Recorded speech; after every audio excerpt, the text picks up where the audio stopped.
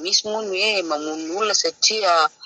manana alahelo amin'ilay olona, misy ihany koa ny hoe mamono olona tsy na zany hoe sendra par accident zany dia nanome ohatra mihitsy moa izy hoe ohatra mikapa hazo dia mitsoaka ilay antsy dia mipitika any amin'ilay olona dia maty ilay olona. Ka ny Andriamanitsika dia Andriamanitra mpahari-po ary Andriamanitra tsy manamarina izay meloko. Ka raha ohatra hoe misy toerana zany natokana Andriamanitra andosiran'ilay olona izay nahafaty olon-tsina mba tsy hisian'ny famaliana raha amin'ilay olona satria marina ilay olona amin'izay fotoana izay efa tsy sitrapony no nahafaty an'ilay olona. Ka raha hoe atao famaliana raha izy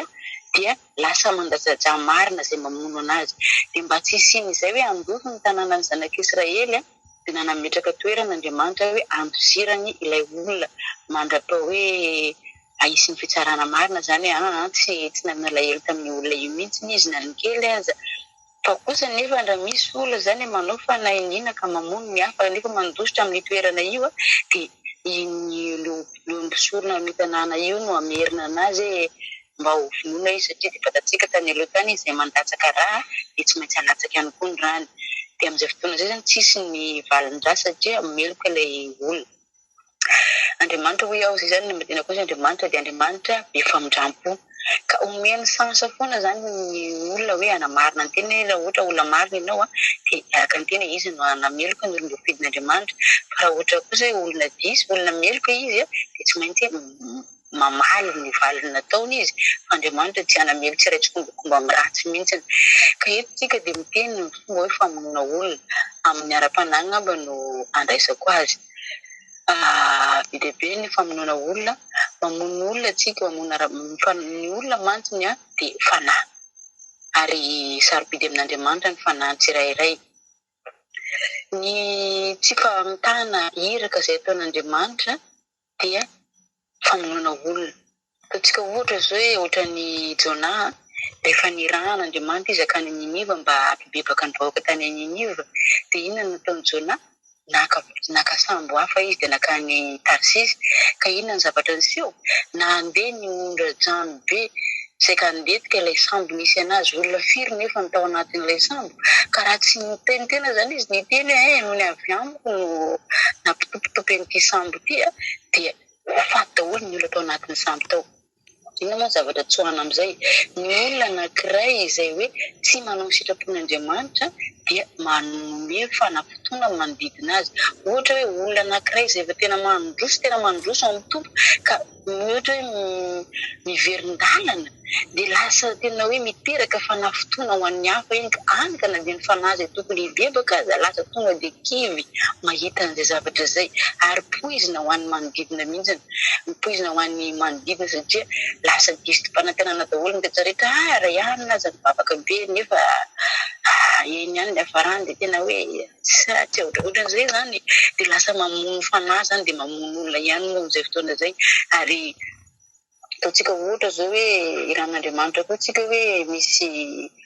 olona tokony hampibebahana dia tsika zany matahotra manjary makamoka nefa ny tompony iny efa manesika anao hoe ianao mila mitory-teny amin'ny namanao dia ianao tsy manao an'ilay izy. Dia amin'izay fotoana izay araka ny voalaza ny amin'ny boky Ezekela any ho anontaniako anao ny rahan'ny olona io satria raha tsy nibebaka zany ilay olona satria ianao tsy nitory taminazy dia ho antanin'Andriamanitra anao ny rahany. Fa niteny ihany ianao fa ilay olona tsy nibebaka dia amin'izay fotoana izay dia afaka madity eo amin'ilay rahan'ilay olona ianao. Mamono olona ihany koa ny olona manjara ny tsy hanaovana ny sitrapon'Andriamanitra. Ataontsika zao hoe misy olona anankiray tsika zao tena hoe amin'izao tena misy mihitsy olona be dia be miteny hoe ny vehivavy tsy tokony hitory teny fa ny vehivavy tokony mangina. Fa mamono olona nge zany nefa zareo lehilahy mihitsy ataony zareo le asa kanefa ny vehivavy iteny sakanam-bava nefa hita fa tena hoe bosesika amin'izao tsy efa tena hoe mila toriana ny teny fahamarinana dia nefa be dia be ny olona mitsangana fahavalo miteny manao hoe vehivavy ianao mangina ianao fa tsy ilaina mitory teny ianao. Dia atahoana zany dia ny fanahy mangetaheta izay mibosesika makany amin'ny fahaverezana tsy maheno ny teny fahamarinana marina reny. Dia efa karazana hoe famonoana olona ihany koa zany ary mampalahelo an'Andriamanitra satria Jesosy Kristy tompo raha niala tety ambonin'ny tany dia niteny andana torino filazantsara amin'ny olona rehetra.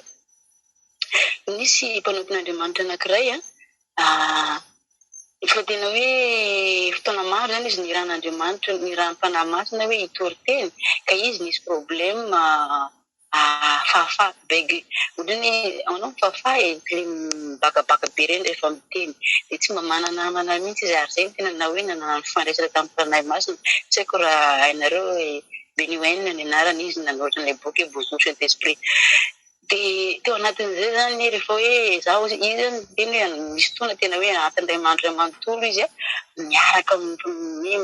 fanahy masina mampianatra anazy ny teny soratra masina foana dia fanahy masina zany miteny anazy efa vonona ianao mandana toriny teny dia izy zany le hoe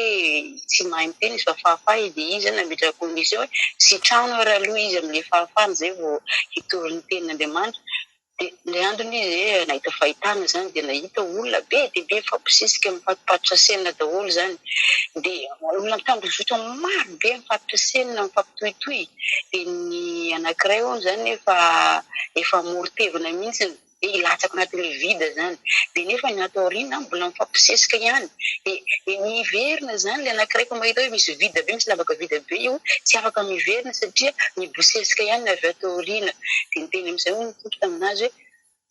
nohony avy aminao reo antaninanao reo olona marobe leo raha tsy miteny ianao dia izay zany natonga tapa-kevitra anazy satria zany tsy navelan'ny ray aman-dreniny koa tanatin'izay fotoana zay satria ny ray aman-dreny ny orthodoxe dia tsy navelan'ny ray aman-dreniny mihitsy izy anaraka andrain'i Jesosy hitory handeha amin'ny église reveil dia tamin'izay zany hoe farany dia nandesitra ny tenany zany izy nandeha nitory fa efa eo am-pitoriana ny teny izy zay vao fantany nisy tranon' Jesosy tamin'ilay fahafaha zay vao nafaka ny teny amin'izay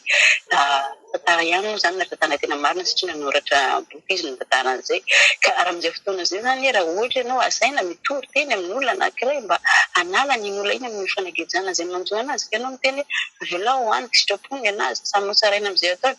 dia andanin'Andriamanitra ao antsika ihany ny raha ny olona iny dia mamono olona ihany tsika amin'izay fotoana zay satria namela anazy ho lavo namela anazy ho lavo ia dia tsika zany hoe mila foana mahay miteny ny fanahy masina indraindray misiraka fanaovan'Andriamanitra atsika mifandavatsika an'izay dia kanefa ny tompo dia manome sens foana ohatrany nataony tamin'ny Jona satria Jona zao raha vao niaiky izy hoe avy tamiko no nahatonga nyity sambo ty misamboaravara ohatran'izao fa tsy pazonareo any anaty rano dia inona ny zava-nisy efa nanomana indray Andriamanitra nanomana hazan-drano hitelona anazy mba hahatonga anazy hatrany Ninive zany tsy maintsy tanteraka foana ny sitrapon'Andriamanitra raha miaraka amin'Andriamanitra isika dia eo ihany koa ny eo amin'ny tapany ambany eo izy miteny nify solonify izy dia maso solomaso izay teny izay tafaditsika tsara fa Jesosy mihitsy no nanitsy anazy voasoratra eo izy nify solonify ary maso solomaso fa izaho kosa milaza aminareo aza manohitra izay misy ratsy anareo ary raha mamelo takolaka ao akavia ny rahalanao no azo koa ny akavanana zany hoe titeny dia anisany namafisiny Jesosy efa tsy miandaika amintsika intsony zany raha ohatra hoe misy olona zany hoe mikapoka anao dia nikonao dia hikapoka anazy satria hoe zany mitsotra ny bokin'ny lalàna hoe nify solonify maso solomaso fa Jesosy kosa ilay modely velona ho antsika dia niteny manao hoe aza mamaly ratsy ny ratsy fa raha misy ny mikapoka amin'ny takolaka ao akavia dia meo azy koa ny akavanana ina moa ny Jesosy tenenina amin'izany zany hoe mandehana amin'ny fitiavana hatrany fa ny fitiavana mahasarona ny eloka rehetra ia dia makasitraka anareo izay naharitra ny ena dia averiko any amin'ny tompon'andraikitra ny micro dia makasitraka indrindra